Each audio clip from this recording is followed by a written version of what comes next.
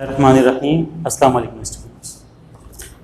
बेटा एक्सरसाइज 2.4 में जो लास्ट लेक्चर हमने कंसीडर किया था उसमें हमने सीखा था कि M1 और M2 के दरमियान जो पैरेलल और परपेंडिकुलर कंडीशन के अलावा रिलेशंस होते हैं थीटा के साथ, उनको हम किस तरह से हैंडल करते हैं। दो फॉर्मूले देखे थे हमने M1 M2। ठीक है, उस क्वेश्चन नंबर 14 से लेकर 17 तक हमने सारे पार्ट्स किए थे, लेकिन वहाँ 15 का एक पार्ट अभी बाकी है। 15 का पार्ट 1 बिल्कुल डिफरेंट होगा, वो आखिर में करेंगे। आज का सेशन हम शुरू कर रहे हैं क्वेश्चन नंबर 20 से। ये एक थ्योरम है, थ्योरम वही जो एक्सरसाइज 2.3 में हम करके आ रहे हैं। थ्योरम में हमने सीखा था कि हम किस तरीके से वो A, B, C, D वगैरह लेते हैं, सारे सब कुछ वैसे ही करना है। ठीक है, थ्योरम शुरू करने से पहले ये डायग्राम जो हमारे पास है, रफ स्केच मैंने किए हुए हैं, ये इससे आप सब वाकिफ हैं कि पैरेललोग्राम और रोम्बस। पैरेललोग्राम वो डायग्राम होती है इसमें ऑपोजिट साइड्स इक्वल होती है, और रोम्बस वो डायग्राम जिसमें चारों साइड्स इक्वल होती है। इसमें साइड 1, 2, 3, 4 चारों साइड्स अगर इक्वल हों तो वो हो जाती है रोम्बस। तो क्योंकि जो थ्योरम नंबर 20 हम अटेम्प्ट करने जा रहे हैं इसमें इन दोनों को डिस्कस किया जा रहा है।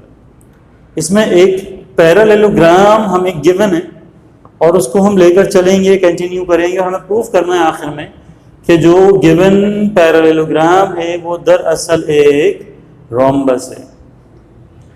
अब ये जनरल थ्योरम नहीं है, दुनिया की हर पैरेललोग्राम रोम्बस नहीं होते। कौन सी पैरेललोग्राम है जो रोम्बस होती हैं, उसके लिए कोई ना कोई कंडीशन होती है।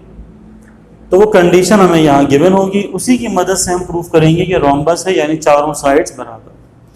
ठीक है, तो स्टार्ट करते हैं। कह रहे हैं prove that if the diagonals of a parallelogram are perpendicular. ये गिवन है, if the diagonals of a parallelogram are perpendicular the figure is rhombus. तो प्रूफ करेंगे जो फिगर है वो रोम्बस है। ठीक है, तो हमने एक पैरेललोग्राम बना ली यहां पर, x axis, y axis, origin. Origin को हम कह देंगे वर्टेक्स ए, यहां रखेंगे वर्टेक्स बी, सी, डी। बिल्कुल वैसे ही करना है जो 2.3 में हम कर चुके हैं। आप चाहें तो इस लेक्चर के साथ साथ आप 2.3 का 5वां सवाल देख लीजिएगा। ठीक है, आपको बहुत सारी मदद मिलेगी। ए को हमने रखा है ओरिजिन पर, तो ये हो जाएगा 0, 0। बी को रखा हमने एक्स एक्सिस पर, तो इसमें वाई कंपोनेंट 0 आ जाएगा। सी को हमने रखा है यहाँ पर, तो इसमें कोई भी कंपोनेंट 0 नहीं आएगा। डी यहाँ पर है, इसमें भी कोई कंपोनेंट 0 नहीं आएगा। तो क्लास इस मिसिंग एलिमेंट को हम ए बी सी डी से भर देते हैं। तो यहाँ ए आ जाएगा, यहाँ बी, सी, डी, ई। अब इन सब ये पैरेललोग्राम हमने सेलेक्ट किए है क्योंकि रोम्बस तो प्रूफ करनी है, गिवन में पैरेललोग्राम है वो लेके चलेंगे हम। तो इन सब का तारुफ करवाइए। Let A 0, 0, B A, 0, C, B, C, and D, D, E. Be the vertices of a parallelogram ABCD। सही बेटा, मैं जोर देकर फिर बता रहा हूं कि ये जो डायग्राम हम लेकर चल रहे हैं वो क्या है, हमारे पास पैरेललोग्राम है। तो हम सिर्फ उन्हीं चीज़ों को इस्तेमाल करेंगे जो पैरेललोग्राम से रिलेटेड हैं। ठीक है, अगर ये पैरेललोग्राम है तो इसका मतलब ये हुआ कि जो ऑपोजिट साइड्स होंगी वो पैरेलल होंगी, यानी ए बी पैरेलल होगी सी डी के साथ। तो ए बी और सी डी अगर पैरेलल हैं तो हम लिख सकते हैं यहाँ reason since C D A B lies on x-axis, therefore CD is parallel to x-axis, that is E is equal to C। ये सारे वो स्टेप्स हैं जिनका मैं आपको हवाला दे रहा हूँ थ्योरम नंबर 5 जो हमने किया था 2.3 में। इनको समझ लें कि भाई पैरेललोग्राम में जो ऑपोजिट साइड्स होती हैं वो पैरेलल होती हैं। तो इसका मतलब ये हुआ कि सी डी पैरेलल होगी ए बी के साथ, लेकिन ए बी कहाँ मौजूद है? एक्स एक्सिस पर, लिहाजा सी डी अगर ए बी के साथ पैरेलल है तो फिर वो एक्स एक्सिस पर भी पैरेलल होगी। तो ये हमने लिखा है कि A B lies on x axis, therefore C D is parallel to x axis. अब जो लाइन एक्स एक्सिस के पैरेलल होती है उसमें वाई कंपोनेंट्स बराबर होते हैं, ये भी हम देख चुके हैं थ्योरम्स में कई दफा। तो ये लाइन एक्स एक्सिस के पैरेलल है, इसका वाई कंपोनेंट है सी, इसका वाई कंपोनेंट है ई, तो ये सी और ये ई बराबर होंगे, तो ई की वैल्यू आ गई। आपको याद होगा कि जब 2.3 में हम थ्योरम्स करते थे तो वहां आपको एक चीज बताई गई थी कि पैरेललोग्राम से रिलेटेड कोई भी थ्योरम आप प्रूव नहीं कर सकते जब तक कि आप डी और ई की वैल्यूज ना बना लें। तो ये सारा काम कर चुके हैं हम वहां पर 5 में भी और 9 में भी। ये सब हमने ई की वैल्यू बना ली है, अब हम डी की वैल्यू बनाएंगे।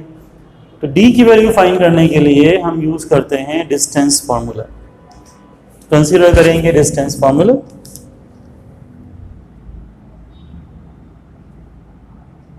डिस्टेंस होता है D square is equals to x2 minus x1 whole square plus y2 minus y1 whole square. तो क्योंकि सवाल में डी हम यहाँ रख चुके हैं और इस डी का मतलब डिस्टेंस नहीं है, तो डिस्टेंस के लिए जो डी इस्तेमाल हम कर रहे हैं उस पर हमने डी डैश कर दिया थोड़ा चेंज करने के लिए। इस फॉर्मूले को यूज करेंगे हम 2 मरतबा। पहले आप इसे अप्लाई कर दीजिए ए डी पर। For distance is equals to A D, x1 y1 आ जाएगा ए से और x2 y2 आ जाएगा डी से। मैं आपको एक चीज और याद दिलाऊं कि डिस्टेंस फॉर्मूला जब हम थ्योरम पर अप्लाई करते हैं तो हम अल्फाबेटिकल ऑर्डर को नहीं देखते, हम देखते हैं कि डायग्राम में हमारे लेफ्ट हैंड साइड पर कौन आ रहा है। डायग्राम में ए डी को आप देखें तो कंपैरेटिवली ए जो है वो लेफ्ट हैंड साइड पर है और जो लेफ्ट हैंड साइड पर होता है वो पहले रखते हैं, इसलिए हमने x1 y1 में ए को रखा है। अब ए हमारे पास है 0,0, डी हमारे पास है d, इन सबको ले जाएं फॉर्मूले में, तो जहां डिस्टेंस है वहां रख देंगे हम A D square, x2 minus x1 में आ जाएगा d minus 0, y2 minus y1 में आ जाएगा e माइनस 0। 0 0 छोड़ दीजिए तो ए डी स्क्वायर की वैल्यू आ जाएगी D square plus C square, क्योंकि हम देख रहे हैं कि e बराबर है c, तो e स्क्वायर की जगह हमने रख दिया c स्क्वायर। दूसरा डिस्टेंस हम निकालेंगे AD के सामने यानी BC। For distance is equals to BC। BC के लिए जो डेटा बनेगा x1 y1, BC में हम देख रहे हैं कि B हमारे लेफ्ट हैंड साइड पर है, तो B पहले आएगा a,0, C बाद में आएगा B,C। इन्हें ले जाएंगे फॉर्मूले में, तो जहां डिस्टेंस है वहां आ जाएगा BC square, x2 minus x1 में B minus A whole square plus y2 minus y1 में C माइनस 0 होल स्क्वायर। इसको सिंप्लीफाई करेंगे तो BC स्क्वायर इक्वल आ जाएगा B minus A whole square plus C square. 0 छोड़ दिया हमने। अब ये दोनों साइड्स इक्वल होती हैं पैरेललोग्राम में। अभी तक हम सारी जो बातें कर रहे हैं वो पैरेललोग्राम की कर रहे हैं, रोम्बस को जिक्र नहीं किया, वो तो प्रूफ करना है। पैरेललोग्राम में AD और BC इक्वल होंगे, AD इक्वल है BC, इसका मतलब ये हुआ कि AD स्क्वायर भी इक्वल होगा BC स्क्वायर। अगर साइड्स इक्वल हैं तो फिर उनके स्क्वायर्स भी इक्वल होंगे, और ये दोनों स्क्वायर्स हमारे पास मौजूद हैं, उनकी वैल्यूज पुट कर दीजिए, तो AD स्क्वायर में आ जाएगा D square plus C square. Right side पर BC स्क्वायर में आ जाएगा B minus A whole square plus C square. तो पहले तो यहां पर सी स्क्वायर कैंसिल हो, तो डी स्क्वायर इक्वल आ गया बी माइनस ए होल स्क्वायर। फिर उसके बाद ये स्क्वायर से स्क्वायर कैंसिल होगा दोनों साइड्स पर, तो डी इक्वल आ जाएगा बी माइनस ए। स्क्वायर स्क्वायर का कैंसिल कर दें, इसको मैं लिख देता हूं और ओरली समझ लें कि स्क्वायर यहाँ भी है, स्क्वायर यहाँ भी है, कैंसिल कर देंगे, दोनों साइड से कैंसिल हो गया। तो डी की वैल्यू आ गई बी माइनस ए। ये सारे वो स्टेप्स हैं जो आप 2.3 में उन थ्योरम्स में कर चुके हैं जिसमें वहाँ पर पैरेललोग्राम इन्वॉल्व था। और मज़ीद बता दूं कि आगे भी किसी चैप्टर में किसी एक्सरसाइज में अगर ये चीज़ें आएंगी, पैरेललोग्राम आएगा, तो आपको यहाँ तक पैरेललोग्राम के हर थ्योरम में आपको यहाँ तक काम करना ही करना है। अब आ जाइए इस थ्योरम में हमें क्या प्रूफ करना है। हमें ये प्रूफ करना है कि this is not a parallelogram, in fact this is a rhombus. तो रोम्बस प्रूफ करने के लिए हमें चारों साइड्स की इक्वालिटी प्रूफ करनी है। वो इक्वालिटी हमें किसी गिवन कंडीशन से मिल सकती है। तो गिवन कंडीशन क्या है, थ्योरम को आप दोबारा पढ़ लें। वो कह रहे हैं कि if the diagonals of a parallelogram are perpendicular, अगर डायगोनल्स इसके परपेंडिकुलर, पहला डायगोनल ए सी, दूसरा डायगोनल बी डी, अगर ये there is a big if, दुनिया की हर पैरेललोग्राम में ऐसा नहीं होता कि उसके डायगोनल्स परपेंडिकुलर हो, इसलिए यहां लिखा हुआ है इफ। तो अगर हम मान लें कि भाई ये दोनों परपेंडिकुलर हैं, तो परपेंडिकुलर थ्योरी अप्लाई होती है स्लोप्स पर, तो लिहाजा हमें फिर स्लोप अप्लाई करना होगा। ए सी के स्लोप को हम कह देंगे m1 और बी डी के स्लोप को हम कह देंगे m2। तो बाहर आगे बढ़ाने के लिए फिर हमें चाहिए होगा स्लोप, ठीक है। तो सबसे पहले इनका तारुफ करवा दें, let m1 and m2 be the slopes of AC and BD respectively. और फिर हम इन दोनों की वैल्यूज फाइंड करने के लिए कंसीडर कर लेंगे फॉर्मूला, स्लोप का फॉर्मूला m इक्वल होता है y2 minus y1 upon x2 minus x1।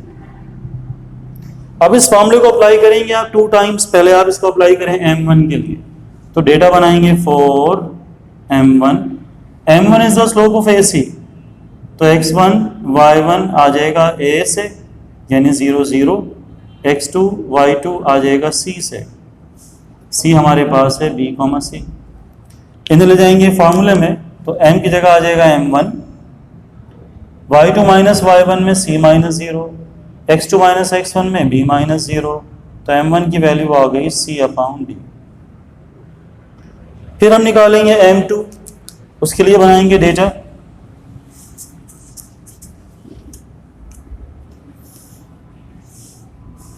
For m2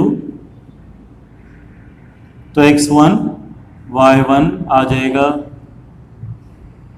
b से और x2 y2 आ जाएगा d से। m2 is the slope of bd, तो डेटा भी हम बनाएंगे b और d से। b हमारे पास है a, 0, d हमारे पास है d, e।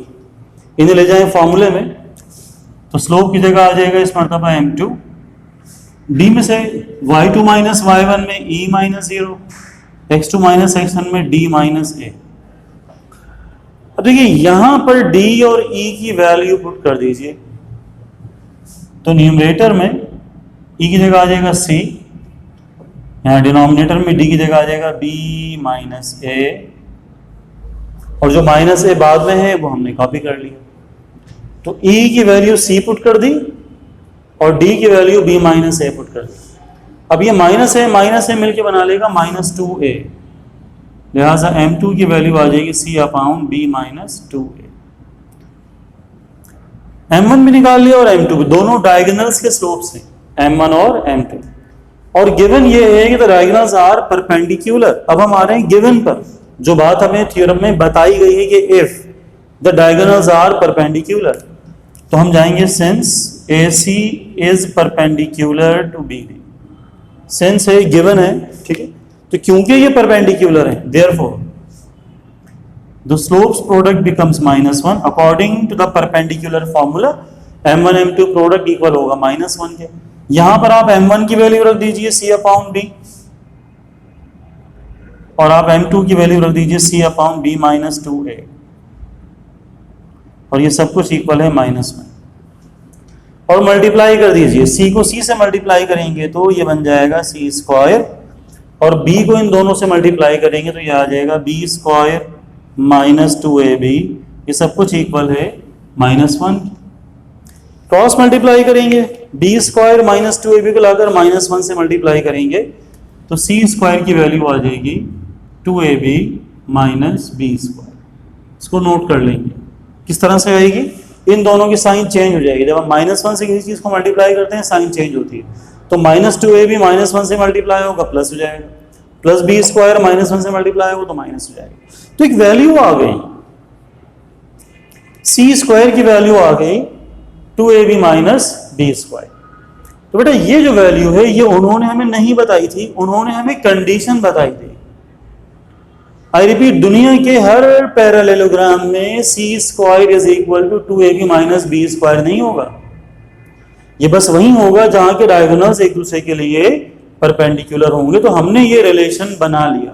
अब आगे वाले स्टेप्स में हमें इसको इस्तेमाल करना है। जैसे हमने E बनाया था उसको इस्तेमाल कर रहे हैं, हमने D बनाया था उसको इस्तेमाल कर रहे हैं, अब हम c² को भी इस्तेमाल करेंगे।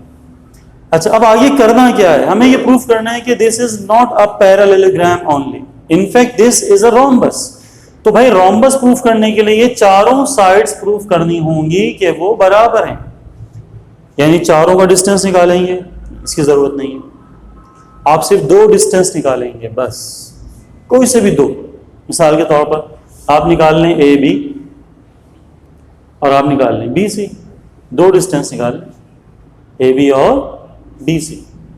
सिर्फ दो डिस्टेंस से आप इसको प्रूफ कर सकते हैं, क्योंकि ये दोनों इक्वल नहीं है। देखिए ना, पैरेललोग्राम में हमें ये पता है कि आमने सामने वाली साइड्स बराबर होती हैं। हमें ये प्रूफ करने की जरूरत नहीं है कि BC और AD बराबर हैं, वो तो हैं। हमें ये प्रूफ की जरूरत नहीं है कि AB और CD बराबर हैं, वो तो हैं। हमें ये प्रूफ करना है कि जो एडजेसेंट साइड्स हैं वो बराबर हैं। आप चाहें तो इन दोनों को ले लें, इन दोनों को लें, इन दोनों को लें, इन दोनों, कोई सी भी दो एडजेसेंट साइड्स को आप प्रूफ कर दें। तो हम प्रूफ करने जा रहे हैं AB और BC को। तो पहले हम निकालेंगे AB, डेटा बनाएंगे 4 distance is equals to AB। अब देखिए डिस्टेंस फार्मूला यहाँ मौजूद है, इसके लिए हमें दोबारा से इनको डिस्टेंस फार्मूला बताने की जरूरत नहीं है। हमने यहाँ पर AB नहीं निकाला था, अब हमें जरूरत है तो हम निकाल रहे हैं। डेटा बनाएंगे AB से, x1 y1 आएगा A से 0,0, x2 y2 आएगा B से A,0। इन्हें ले जाएं डिस्टेंस फार्मूले में, तो डिस्टेंस स्क्वायर का मतलब होगा AB² is equals x2 - x1 में आ जाएगा A -0, y2 - y1 में आ जाएगा 0 - 0। तो सारे जीरो हैं, सारे जीरो इग्नोर कर दें तो AB² इक्वल आ जाएगा A²। स्क्वायर से स्क्वायर कैंसिल करेंगे तो AB की वैल्यू आ गई A। अब अगर AB की वैल्यू A है तो इसके सामने जो CD है उसकी वैल्यू भी A है, वो फाइंड करने की जरूरत नहीं है। BC निकालेंगे। BC निकालने के लिए आधा काम तो हुआ है, ये रहा BC, उसे निकालने की जरूरत नहीं है। इसको आप कहते हैं इक्वेशन 1 है। BC दोबारा निकालेंगे तो ऑब्वियसली यही बनेगा। हम तो बना चुके हैं इस सवाल में, दोबारा क्यों निकालें? तो कंसीडर करें BC को यहां पर, कंसीडर इक्वेशन 1। इक्वेशन 1 में जो BC² है वो इक्वल है B - A² plus C², B - A² plus C²। आप इसमें छोटे छोटे से दो काम कर लें। एक तो यहां पर फॉर्मूला अप्लाई करते हैं B - A², तो ये बन जाएगा B² - 2AB प्लस A²। और दूसरा काम ये करेंगे C² की वैल्यू पुट कर दें जो हम निकाल के यहां रख चुके हैं। C² बराबर है 2AB - B²। तो आप देखेंगे कि -2AB plus 2AB cancel, plus B square minus B square भी कैंसिल, बी स्क्वायर से बी स्क्वायर कटेगा, 2ab से 2ab कटेगा, तो बी सी स्क्वायर इक्वल आ गया ए स्क्वायर, स्क्वायर से square cancel, B C equal आ गया A, that is A B की वैल्यू भी ए है, बी सी की वैल्यू भी ए है। इसका मतलब ये हुआ कि बी सी इक्वल आ गया ए बी। तो बेटा बात प्रूव हो गई, क्योंकि अगर बी सी की वैल्यू ए है तो उसके सामने जो ए डी है उसकी वैल्यू भी ए होगी, उसे हमें प्रूफ करने की जरूरत नहीं है, तो हमें बस एडजेसेंट साइड्स को प्रूफ करना होता है। तो हम लिख सकते हैं पूरा थ्योरम जो है वो आगे से हम कॉपी कर लेंगे। तो क्लास क्योंकि हम देख रहे हैं कि भाई रोम्बस में दो एडजेसेंट साइड्स इक्वल हैं, इसका मतलब ये है कि चारों साइड्स इक्वल हो गई, उनके मजीद हमें प्रूफ करने की जरूरत नहीं है। तो लिहाजा हमने ये पूरा थ्योरम यहाँ लिख दिया कि भाई it is proved that if the diagonals of a parallelogram are perpendicular the figure is rhombus, और यही हमें प्रूफ करना था। तो there is a big if कि अगर ये डायगोनल्स परपेंडिकुलर होंगे तो फिर वो रोम्बस बनेगी, वरना नहीं बनेगी, क्योंकि जब ये डायगोनल्स परपेंडिकुलर होंगे तो हमें सी स्क्वायर की वैल्यू मिलेगी और तभी इसका आंसर बराबर आएगा, वरना नहीं आएगा। बेटा अगला थ्योरम आपने खुद करना है 21st, इसका ताल्लुक एक ट्राइंगल से है, इसलिए हमने यहाँ पर रफली एक ट्राइंगल बना ली, ट्राइंगल ए बी सी। दो मिड पॉइंट्स हमें चाहिए, ए के सामने हमने डी सपोज कर लिया और बी के सामने ई सपोज कर लिया। इसको रीड कर लेते हैं, समझ लेते हैं क्या प्रूफ करना है। करना आप लोगों ने इसको बड़ा आसान सा है। वो कह रहे हैं कि भाई show that the line segment joining the midpoints of any two sides of a triangle is parallel to the third side and equal to 1/2 its length. I repeat, show that the line segment joining the midpoints of any two sides of a triangle. एक triangle कि कोई सी भी दो sides के mid points को जो line segment join करती है, इसको डिस्कस कर रहे हैं। पहली 1.5-2 लाइन में सिर्फ इसको डिस्कस कर रहे हैं। अब इसके दो थ्योरम या दो स्टेटमेंट्स प्रूफ करने हैं आप, दोनों बड़े आसान से हैं। नंबर 1 ये प्रूफ करना है कि this is parallel to the third side. इन दोनों का तो मिड पॉइंट है ना, जो थर्ड साइड है इसके साथ ये पैरेलल है, ये प्रूफ करना है। तो डी ई पैरेलल है ए बी के। अब कैसे प्रूफ करेंगे समझ लें। पहला स्टेप फाइंड करेंगे डी और ए, मिड पॉइंट से हो, मिड पॉइंट से नो। दूसरा स्टेप इनके स्लोप निकालेंगे। ए बी का स्लोप सपोज कर लें m1, डी ई का स्लोप सपोज कर लें m2, तो m1 इक्वल आ जाएगा m2। इसका मतलब कि भाई ए बी पैरेलल है डी ई, तो बात प्रूव हो जाएगी, सिंपल। तो ना मिड पॉइंट निकालने में कोई मुश्किल है हमें और ना ही स्लोप्स निकालने में, दोनों आसान है। m1 m2 बराबर आना चाहिए, वो दोनों बराबर आ जाएंगे, दोनों जीरो आ जाएंगे। तो इसका मतलब जब स्लोप्स बराबर होते हैं तो लाइंस पैरेलल होती हैं। लेकिन यहाँ पर ये क्वेश्चन खत्म नहीं होता, इस क्वेश्चन में दो चीजें प्रूफ करनी है, दोनों बड़ी आसान। दूसरी बात ये प्रूफ करनी है कि this line segment is half of the third side, यानी DE is equal to half of AB। ये प्रूफ करना है DE is equal to half of AB। तो भाई आप AB निकालेंगे, DE निकालें, दो मरतबा डिस्टेंस भी निकालने पड़ेंगे और दोनों को अगर यहाँ पुट कर देंगे कैंसिल हो जाएगा, 2 कैंसिल हो जाएगा और दोनों बराबर आ जाएंगे। ठीक है, आपको मसला हो तो पूछ लीजिएगा। बहरहाल ट्राइंगल से रिलेटेड बड़ा आसान थ्योरम है, आपको मैं याद दिला दूं, ये मैं रफ इसलिए बता रहा हूँ, सारे स्टेप्स बता रहा हूँ। आप एक थ्योरम कर लीजिएगा 2.3 का ट्राइंगल वाला, उसमें आपको याद आ जाएगा कि ए को हम लेते हैं 0 0, बी को हम लेते हैं 2a 0, सी को हम लेते हैं 2b 2c। बिल्कुल वैसे ही कीजिएगा जो 2.3 में हम कर चुके हैं ट्राइंगल वाले थ्योरम्स। फिर उसके बाद में आप इसको लिखते हैं, पूरा नरेट करते हैं, बताते हैं कि भाई ये वर्टिसेस हैं, ये मिड पॉइंट्स हैं। फिर मिड पॉइंट निकालेंगे, फिर स्लोप्स निकालेंगे तो बराबर आ जाएंगे, तो पहला स्टेटमेंट प्रूव हो जाएगा। फिर डिस्टेंस निकाल के पुट करेंगे तो दूसरा प्रूव हो जाएगा। मसला हो तो फिर पूछिएगा, ठीक है। रिमेनिंग जो भी क्वेश्चंस रहेगा इंशाल्लाह कोशिश करेंगे हम एक क्लास में मुकम्मल करें नेक्स्ट लेक्चर में। तब तक के लिए अल्लाह हाफ़िज़।